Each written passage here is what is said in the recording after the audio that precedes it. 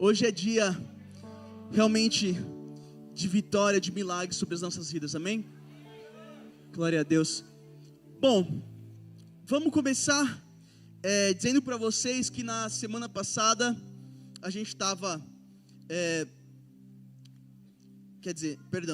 só relembrando o tema da série primeiro, né? E o tema da série vocês lembram ou não? Sim, não? Cadê o pessoal da multimídia? Coloca aqui pra gente, por favor.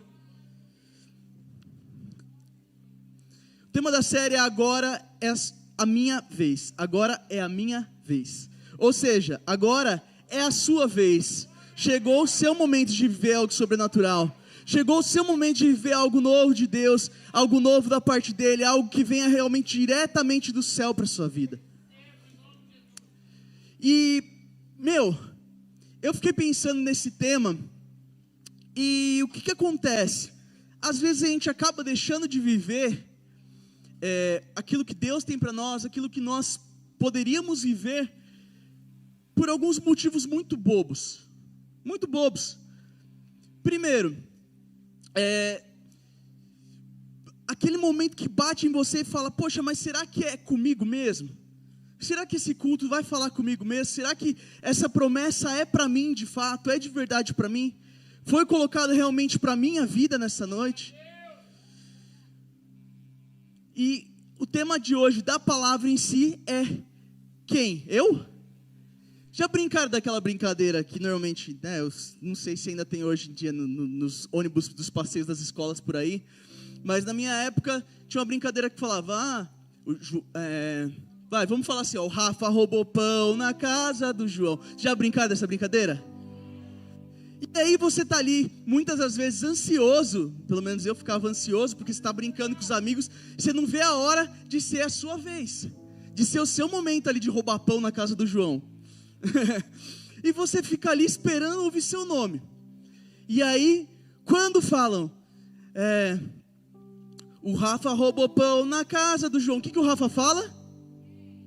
Nunca brincou disso, Rafa? Meu Deus do céu, Rafael, misericórdia. E aí fala, quem eu? Aí todo mundo, não, você mesmo. Eu não, então você fala, não é minha vez ainda. Você esperou tanto, estava tanto na vontade que fosse você que roubou o pão na casa do João. Na hora que chega em você, você fala, eu? Será que é comigo? Será que estão falando comigo mesmo? E na verdade, óbvio que não falando de roubar pão na casa do João, mas às vezes a gente deixa de viver coisas que Deus tem para nós, promessas que Ele colocou na nossa vida, vontades e desejos que nasceram no coração dEle, simplesmente por parar com medo, com receio, com algum tipo de angústia de falar, poxa, mas é comigo isso daí? Quem? Eu? Eu vou viver isso? Eu vou viver uma transformação na minha casa? Eu vou viver uma transformação na minha vida? Eu vou transformar a vida de pessoas? Eu vou viver o sobrenatural de Deus? Será que eu vou conseguir viver isso? Será que eu posso? Será que eu consigo? E para tudo, que a gente vai viver, Deus tem um caminho trilhado para que você possa chegar naquilo que Ele tem para você de fato. E hoje eu queria falar sobre um profeta, que é um livro que é de um dos profetas maiores, que é sobre Isaías. E assim, Isaías é um cara que ele ficou marcado na história, porque ele é chamado até hoje pelos judeus do profeta messiânico. O que é o profeta messiânico? Porque Isaías ele teve duas coisas grandes que ele fez durante o seu ministério ali. Primeira coisa foi pregar arrependimento para Israel, para ajudar ali para o povo de Deus, para trazer o povo de volta para a presença de Deus. E em segundo lugar, foi pregar salvação através de Jesus, que viria anos e anos depois. Então, Isaías, ele é tido pela sua importância como um profeta de fato, que trazia arrependimento, que trazia palavras de confronto para o povo de Deus, para que o povo se ligasse, tomasse a sua posição como povo de Deus e pudesse viver algo maravilhoso. Mas também ele ganhou ali a responsabilidade, vamos dizer assim, o projeto de anunciar a vinda daquele que viria para salvar as nossas vidas, nos resgatar, nos libertar e fazer esse povo lindo e maravilhoso que está do seu lado ser chamado de cristão hoje. Amém? E, cara, a história de Isaías, ela começa mais diretamente no capítulo 6 do livro de Isaías. Então, se você puder, abra sua Bíblia aí rapidamente, Isaías 6.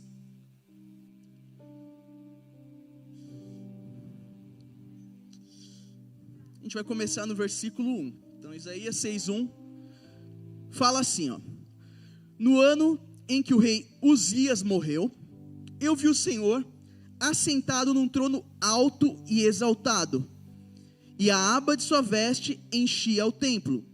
Acima dele estavam serafins, cada um deles tinha 6 asas, com 2 cobriam o rosto, com 2 cobriam os pés, e com 2 voavam, e proclamavam uns aos outros: Santo, Santo, Santo é o Senhor dos exércitos, a terra inteira está cheia da sua glória.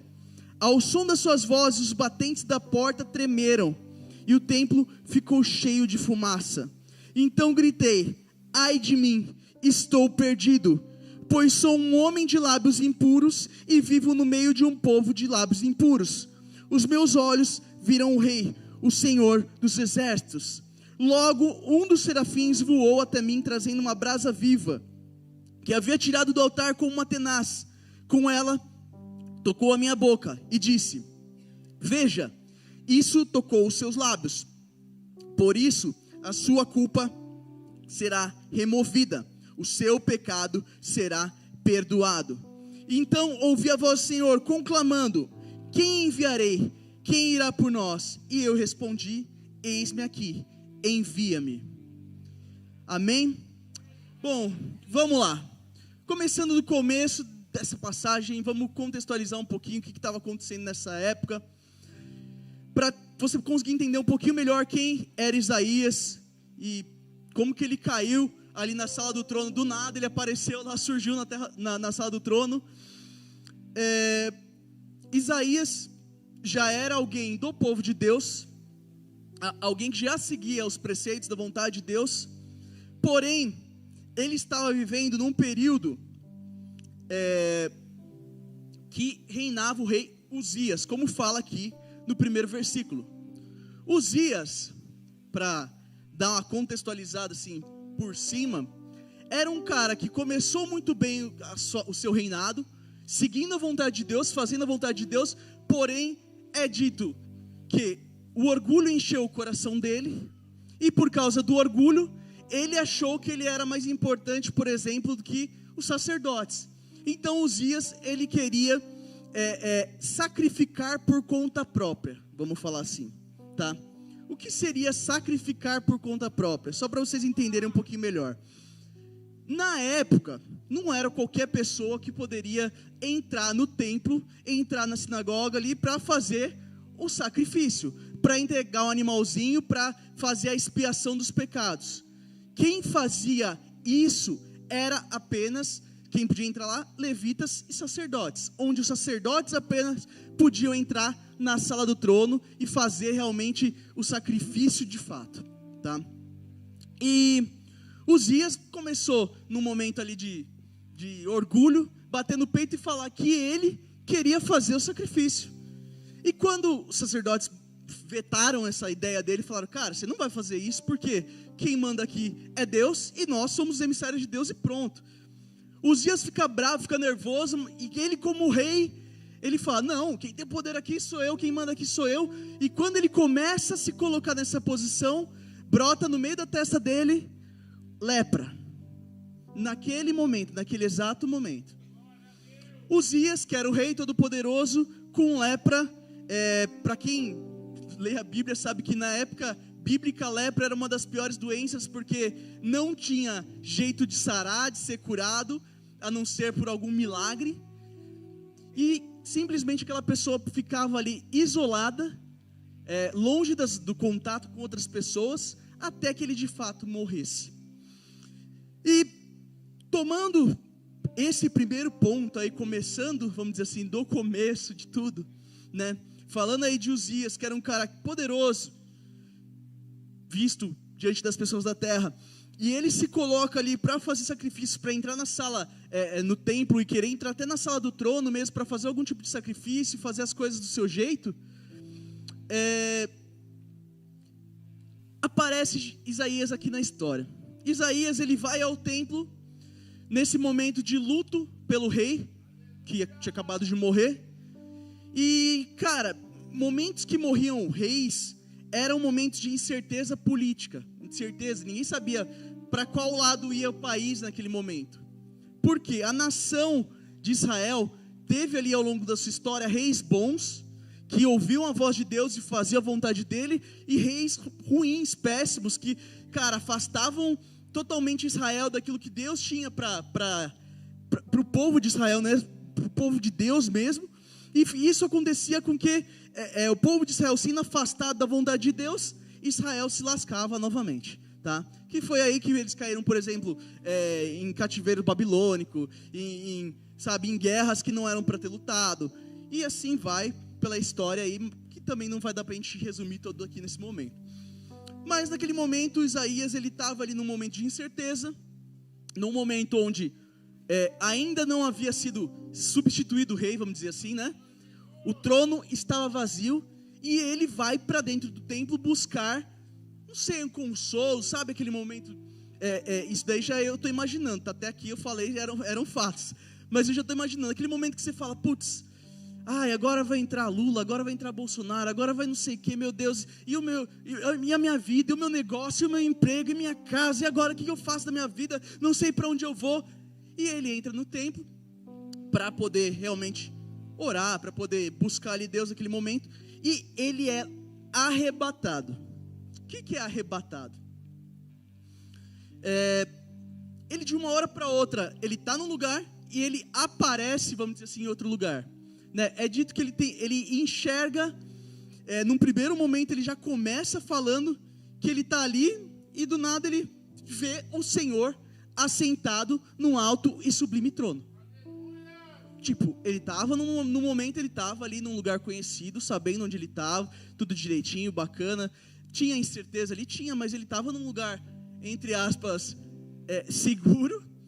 E ele aparece dentro do Santo dos Santos, mas para só vocês entenderem um pouquinho melhor, o Santo dos Santos era o lugar mais sagrado dentro do templo, tá?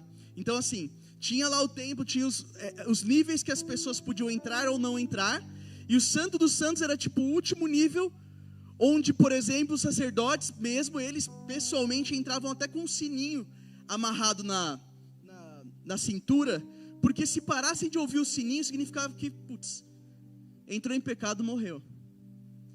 E aí do nada, Isaías não simplesmente vai para o Santo dos Santos, do local ali normal, da terra. Ele realmente aparece num lugar onde ele enxerga algumas coisas que ele diz ali naquele momento. Ele enxerga um trono alto, sublime, lindo, maravilhoso, onde tem... Ele enxerga ali pelo brilho que aquilo ali não é um rei comum, convencional, até porque sua terra estava sem rei, mas ele vê um rei diferente. Ele vê o rei dos reis, o Senhor dos senhores naquele momento. E ele começa a enxergar não só o rei dos reis sentado ali, mas ele começa a ver os serafins. E cara, vou falar a real para vocês, é um bicho que eu tenho muita vontade de ver, tá? Por quê? Cara, serafins são seres espirituais que fogem totalmente do padrão do anjinho da Turma da Mônica que a gente tem na cabeça. Sabe, o anjinho da Turma da Mônica é aquele loirinho, do cabelinho enrolado, dos olhos azuis, bonitinho. Não, serafins são uns bichos brabos, velho, gigantesco, enorme, tem 6 asas. Em volta das suas asas tem olhos nas asas. E as asas dele, um par cobre o rosto, o outro voa e o outro cobre os pés. Isso é um bicho normal, gente? Não é. Isso é criatura, sabe, divina. Então assim, ele aparece num lugar onde ele, num primeiro momento ele avista o Senhor assentado, depois ele avista os serafins, e a voz dos serafins começa a falar: Santo, Santo, Santo é o Senhor dos exércitos. E eu vou dizer para vocês o que significa isso. A palavra santo significa alguém separado, alguém escolhido, alguém que está, sabe, fora do comum, fora daquilo que é padrão. E é dito, em alguns momentos específicos da Bíblia, são ditas palavras que são repetidas 3 vezes, tá?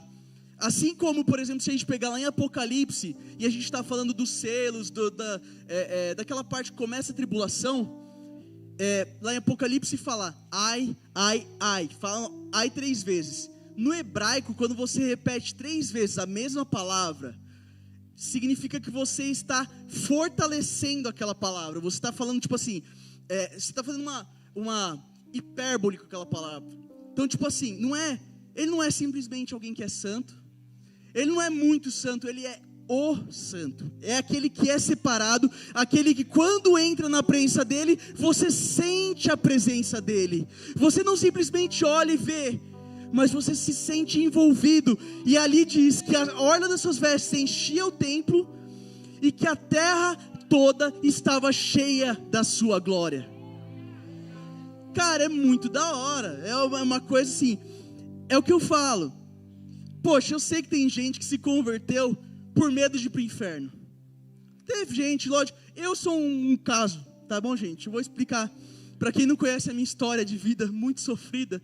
Eu me converti aos 3 anos de idade, estava muito perdido no mundo, sabe? Estava muito cheio de pecados.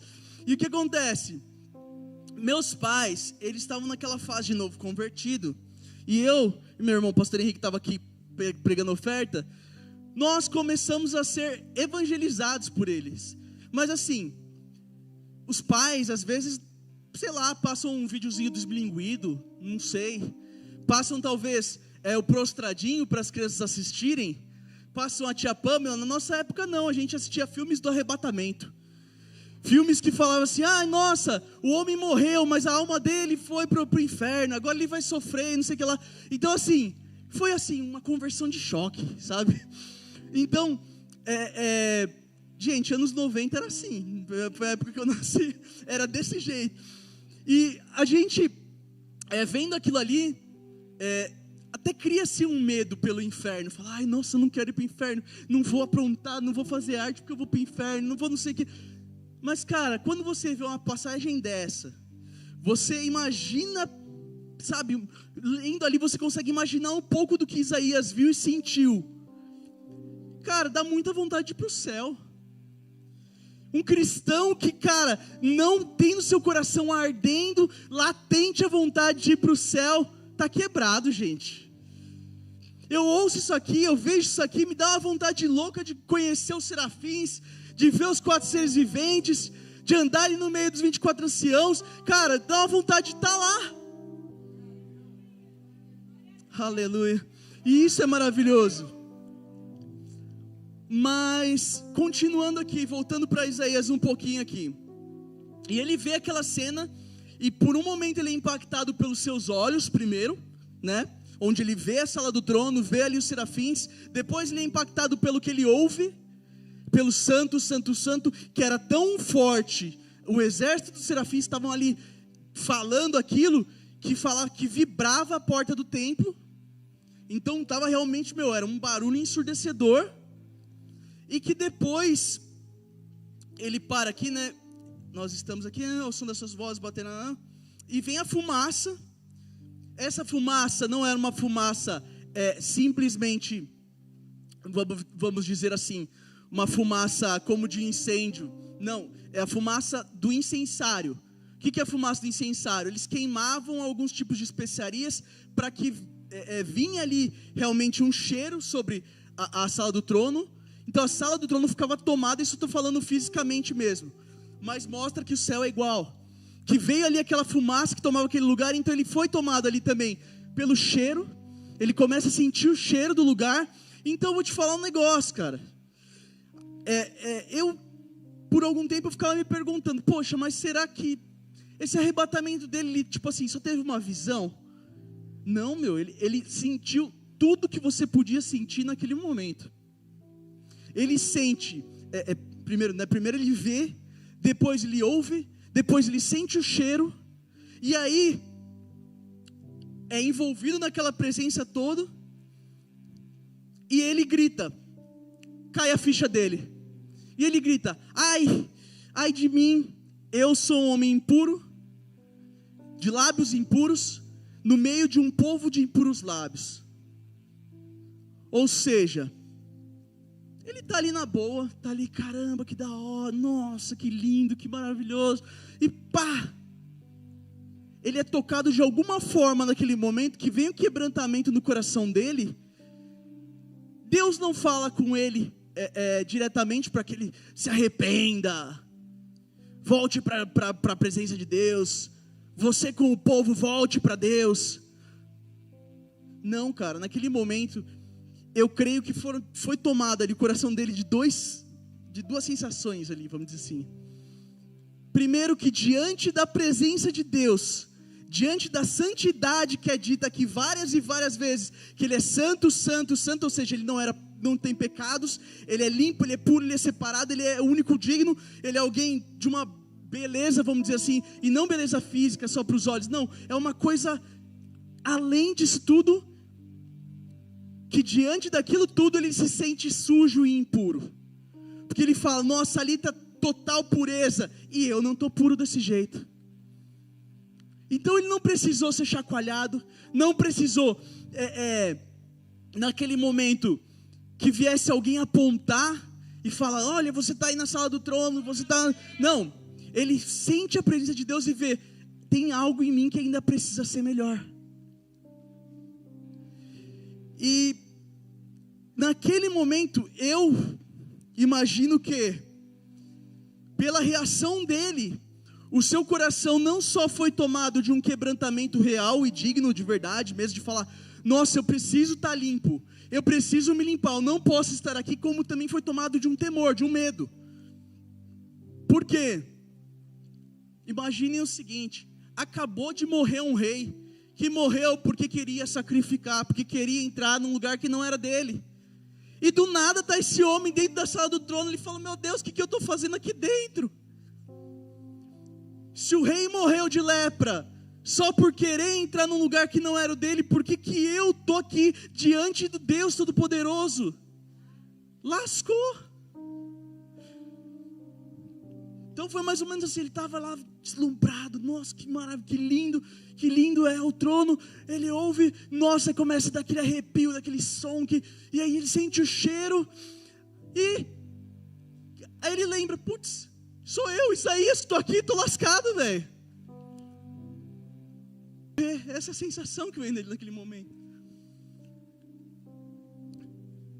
Mas antes que ele pudesse fazer qualquer outra coisa, no momento que ele assume a sua posição de pecador, assume a sua impureza diante daquele que é puro, também não se ouve nenhuma ordem de lugar nenhum, mas sai lá do meio um serafim, ele pega uma das brasas que está no altar.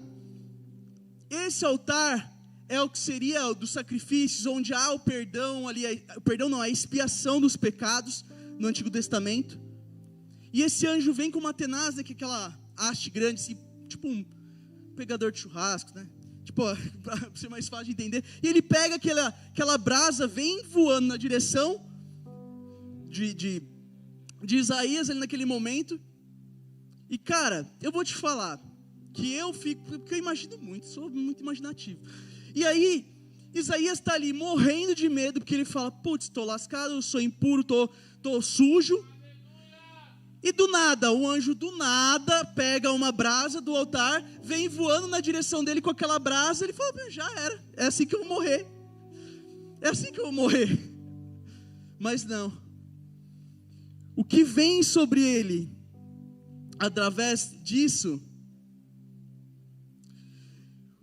logo um dos serafins voou até mim, trazendo uma brasa viva, que havia tirado do altar com uma tenaz.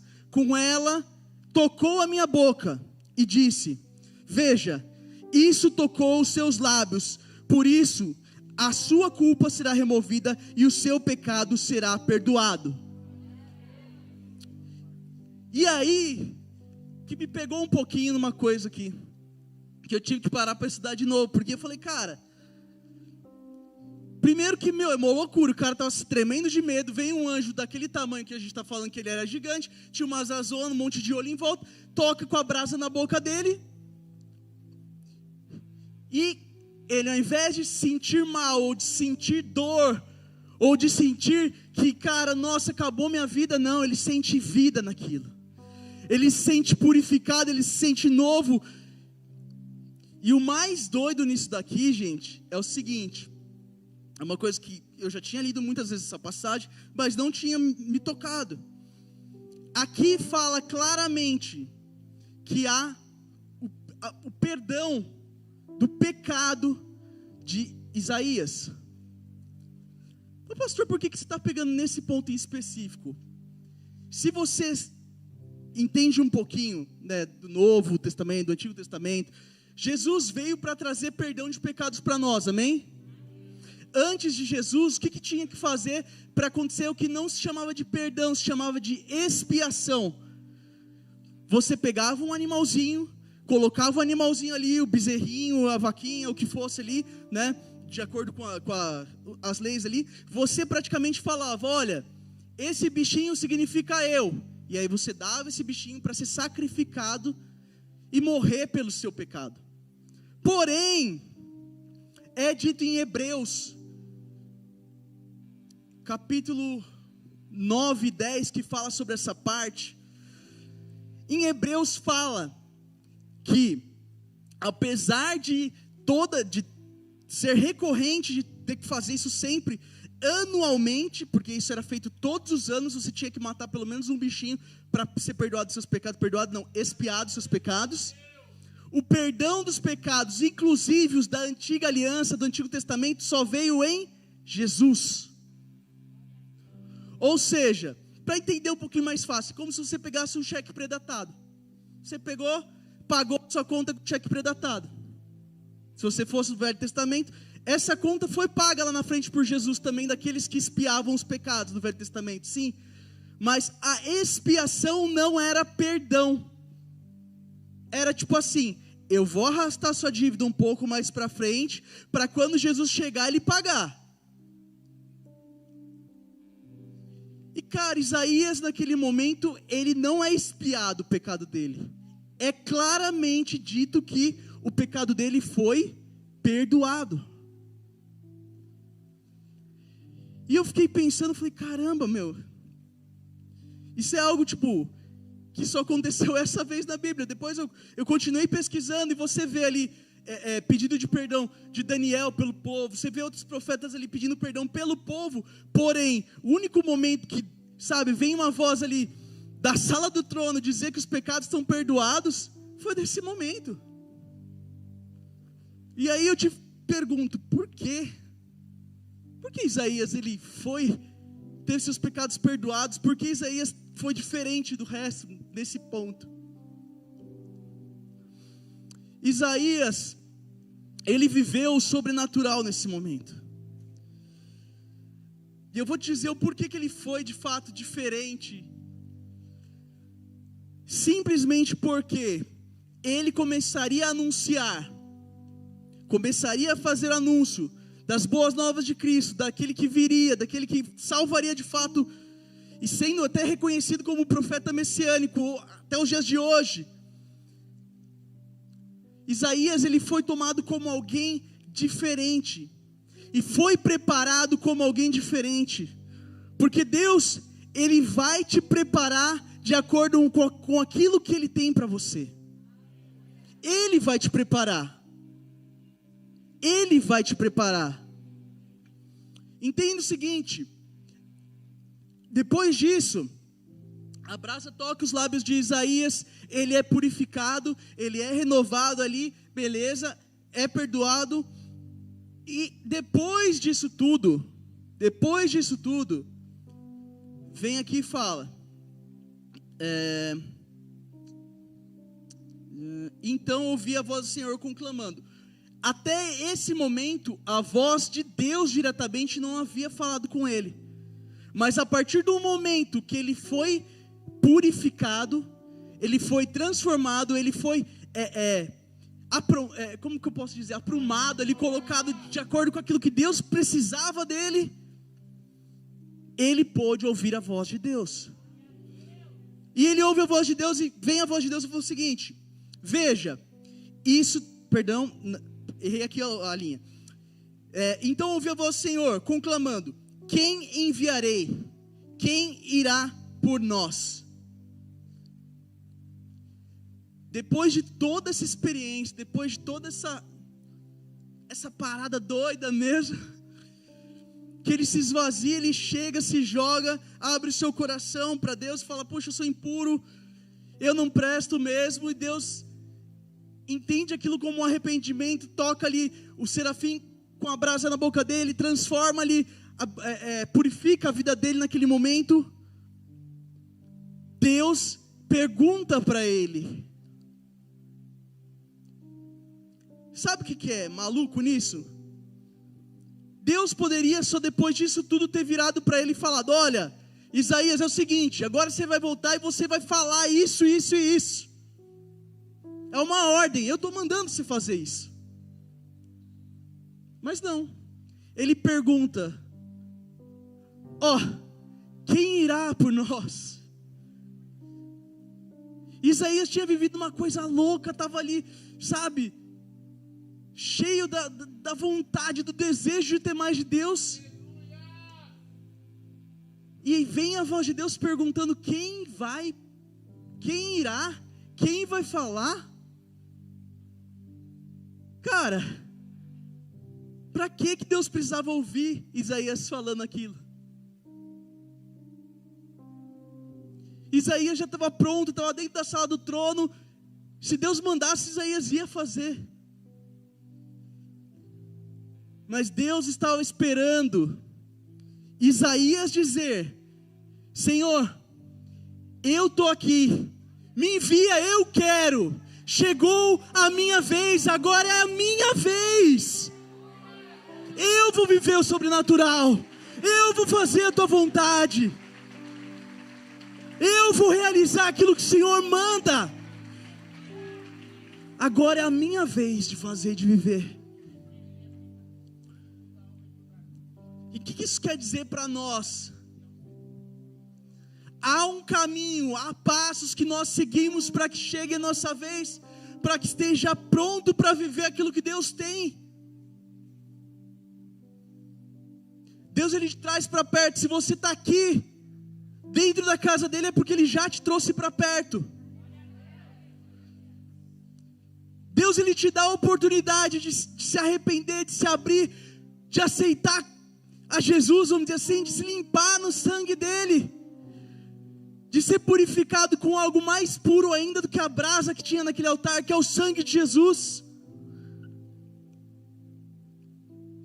Mas Ele vai esperar que você responda esse chamado, porque Ele pergunta: quem eu vou enviar?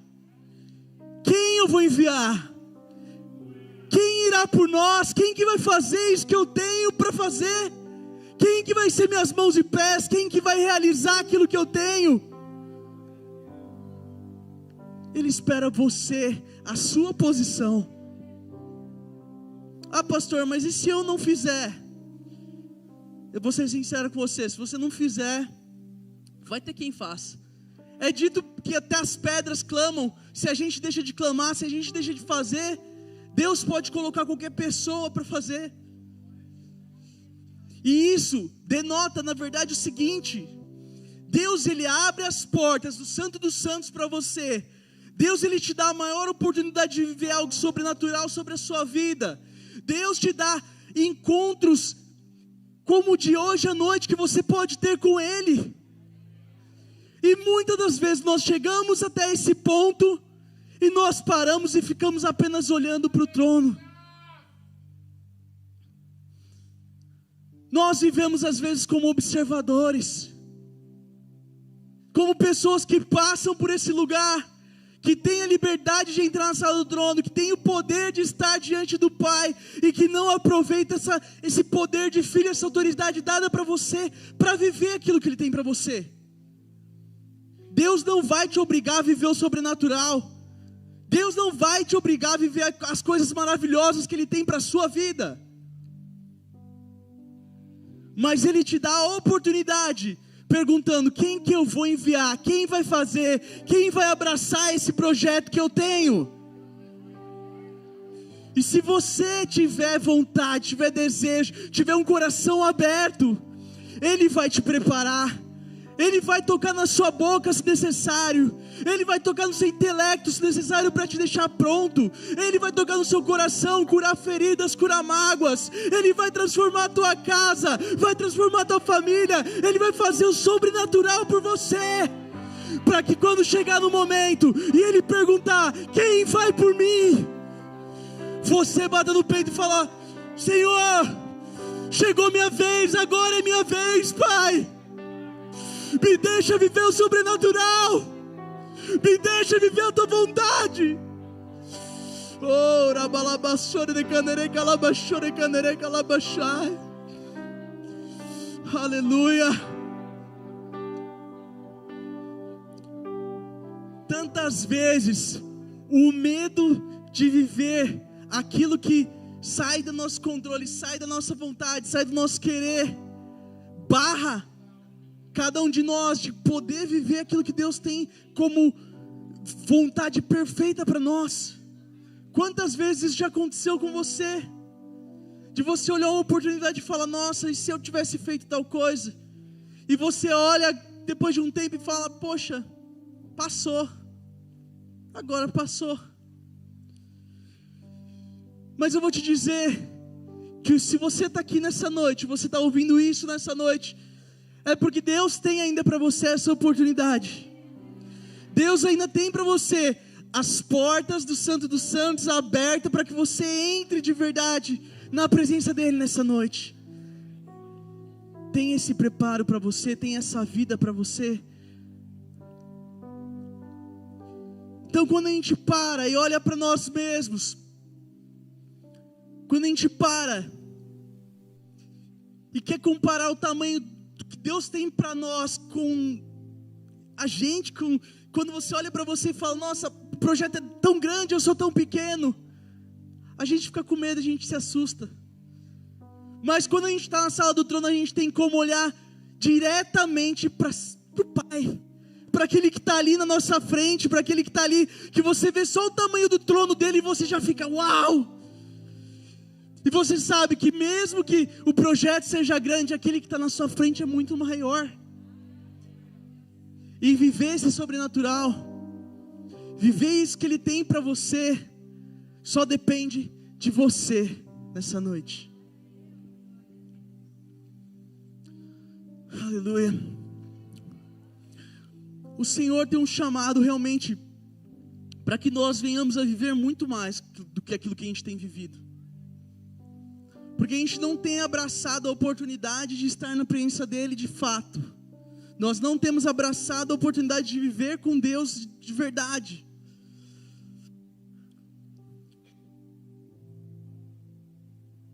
Quando Isaías, ele está na sala do trono, ele sente naquele momento algo,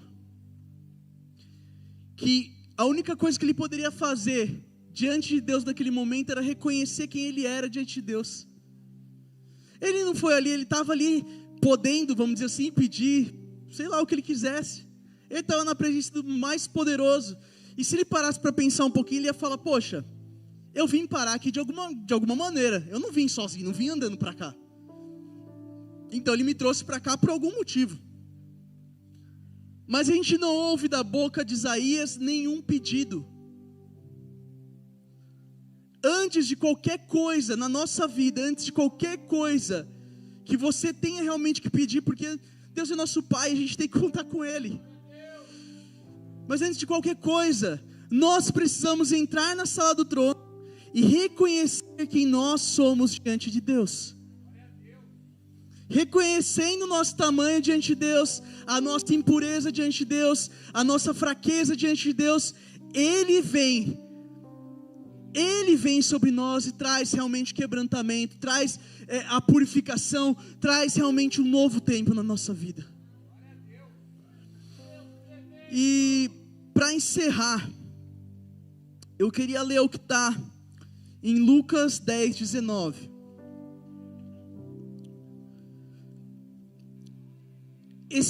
Essa parte aqui já é dita por Jesus. Jesus ele está já preparando os 72, né? Que depois dos 12 vieram os 72. Para que aquele povo fique para fazer realmente o evangelho correr pela terra. E ele já estava dando tchau praticamente. E uma das coisas que ele fala aqui no capítulo 10 de Lucas, que eu acho maravilhoso, é o poder que ele está nos concedendo quando nós entendemos isso que Isaías entendeu. Porque trazendo um pouquinho para a nossa vida hoje nós temos o direito, como filhos de Deus, de entrar na sala do trono.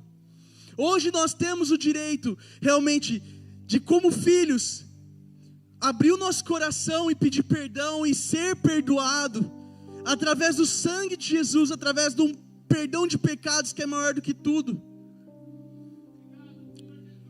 E por fim ele coloca sobre nós, o que está aqui no versículo 19: eu dei a vocês a autoridade para pisar sobre cobras e escorpiões, e sobre todo o poder do inimigo.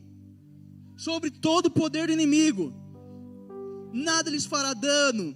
Contudo, alegrem-se, não porque os espíritos se submetem a vocês, mas porque seus nomes estão escritos nos céus. Cara, sabe o que é mais lindo disso tudo? Ele te dá poder para viver o sobrenatural. Ele te dá o poder para pisar serpentes e escorpiões. Ele te dá o poder de pregar a palavra dele. Ele te dá o poder de fazer coisas incríveis. Mas apesar disso tudo, a coisa mais maravilhosa que Isaías teve naquele momento foi o perdão dos seus pecados e a transformação do seu coração. E cada um de nós aqui temos esse mesmo acesso de viver o perdão dos pecados e de termos a nossa salvação, de saber que um dia nós voltaremos para casa, um dia nós estaremos nessa mesma sala do trono, com o nosso corpo físico, não, mas renovado, num corpo novo, vestes celestiais, pronto para não somente chegar e observar, mas poder abraçar o nosso Pai, poder viver aquilo que Ele tem para nós, poder ver coisas mais incríveis ainda.